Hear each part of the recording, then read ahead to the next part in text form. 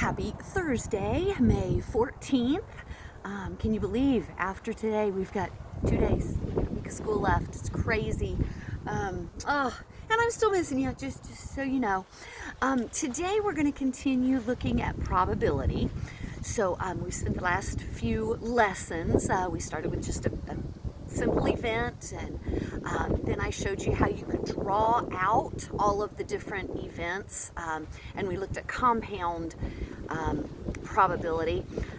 Then just Monday, I told you that, if you don't need to know all the different options, you just need to know how many there are, you can use the fundamental counting principle, which is wonderful. You just multiply all the options, and how many ever options there are, you multiply them together.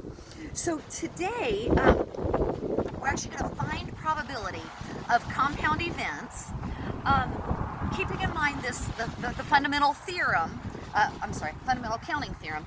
But I do want to show you, because I want to make sure you're familiar with these two different terms as you read these probability word problems. So independent events, and if I were guessing, you would assume this is exactly what they are. It's what they sound like they are. They do not affect each other. So I will roll a die, and then I will roll a die again. Or I flip a coin, and I flip another coin. Or I draw a marble, put it back, and draw another marble. Those events are totally independent of each other. Dependent events, however, they do affect each other. So if I draw a marble out of a bag and I keep it, that's going to affect my second draw because there's going to be one less marble in the bag. If there is, something else that I'm choosing a student from the class, and then I'm choosing a second student. Well, I can't choose the same student twice. I mean, I guess I could, depending on what we were doing. But if I were trying to make a team, I would choose one. Then I've got one fewer students to pick from. So those would be dependent events. And I'm just going to go over these three quick examples. I am going to link a video where Sal Khan also works an example so that you can see how these work. But hopefully this will give you an idea of how to use the fundamental counting principle with dependent or independent events. So this first one, and I wasn't going to write out the whole paragraph, but I've got 10 students in my class. I put 10 student. That's nice. 10 students in my class, and in that class, 5 of them play soccer, which is pretty crazy. I hope that were the case at Shenandoah. Maybe we get some soccer going on. 10 students in a class, 5 of them play soccer. The question is, I'm going to choose 2 students from my class, and I want to know what the probability is if both of those play soccer. So I have 2 events happening. So there are my 2 lines that I'm drawing. I know I'm going to multiply those 2 events using the fundamental counting principle. The first event, I know I have a total of 10 students, and of those 10, a favorable outcome would be 5, one of the 5 that play soccer. Now, I know you look at that and you say, why didn't you just write 1 out of 2? Because I want you to see where these numbers come from, and it works out beautifully. So, total number of students in my class is 10, and I want to pick one that plays soccer, so 5 out of the 10 would give me my choice. Now, I've already chosen a student, so I now only have 9 students left in my class.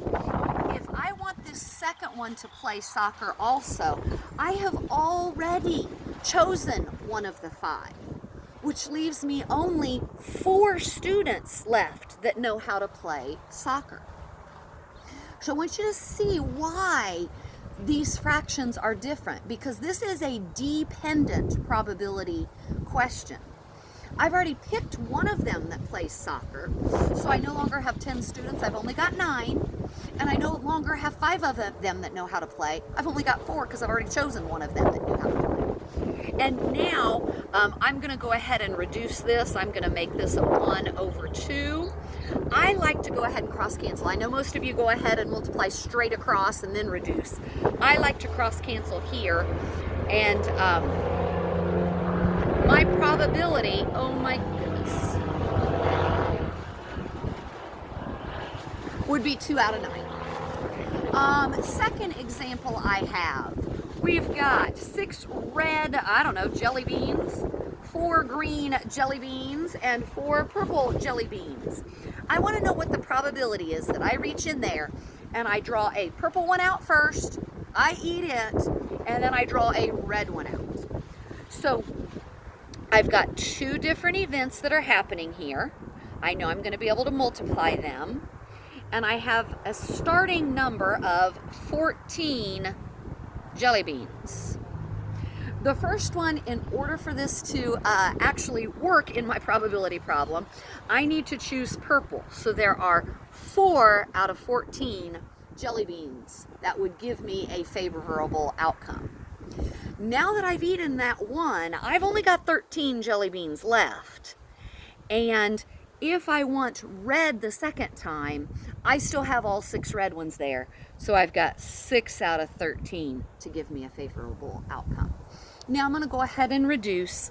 I can reduce this each by 2 and get 2 over 7. And does not look like I can reduce any further. So I just multiply straight across and I get, oh my goodness, I'm so out of room, 12 out of 91 it looks like.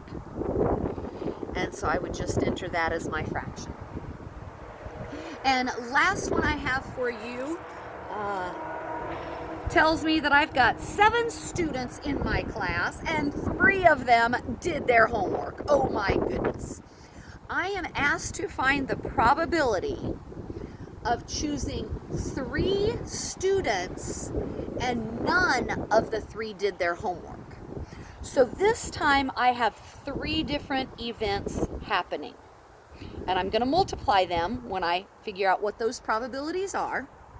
I know originally I had 7 students in my class, and if 3 of them actually did their homework, that means I've got 4 of them that did not do it, because my probability is trying to find did not do it. So 4 out of the 7 did not do their homework. If I actually choose one of those 4, I've only got 6 students left, and of the 4 that did not do their homework, I've only got 3 of them left to choose from. So I want you to see, when I picked that one that did not do their homework, there's no longer 4 left that didn't do it. There's only 3 left. And if on the 3rd time I want them not to have done their homework again, which is not what I want, it's just in this case of the probability question, I've only got 5 students left that I can pick from, and I've only got 2 of them left that have not done their assignment. So I can go ahead and look at this as 4 out of 7, 3 out of 6, 2 out of 5. I multiply those fractions together. And again, you can go straight across and then reduce. I just like to cancel first. So I like to make this 3 a 1 and this 6 a 2.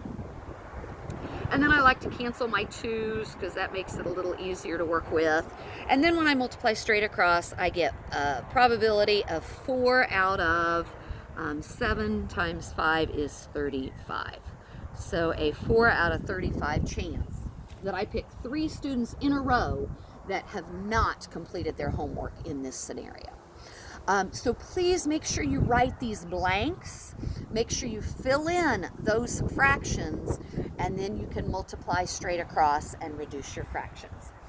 So you have 4 questions on this exercise to complete, and if you'd like to see SalCon work, another one or another 2, I will put a link, or I don't know if there's 1 or 2 of them that I can put links to, just to make sure that you see pretty straightforward, but you do need to make sure that you're putting your blanks and then multiplying.